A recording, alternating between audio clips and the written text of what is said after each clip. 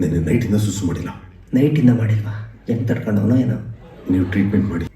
ಬಾ.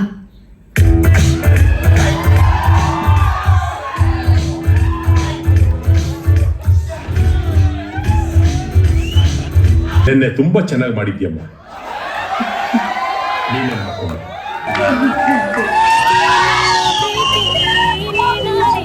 The way you spread the word. ಯಾರು ultimate ಅಂದ್ರು, ನಿಮ್ಗೆ ಅಲ್ಟಿಮೇಟ್ ಅಂತ ಒಂದು 10 ಜನಕ್ಕೆ ಹೇಳ್ಗುರು, ಇಲ್ಲಾಂದ್ರೆ ಬೇಡ.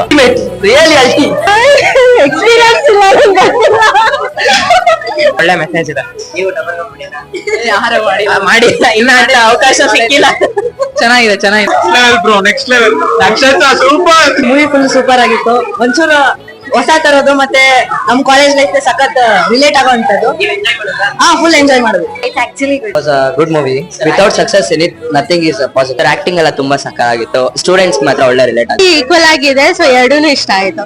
ಕಾಲೇಜ್ ಸ್ಟೂಡೆಂಟ್ಸ್ ನೋಡ್ಬೋದು.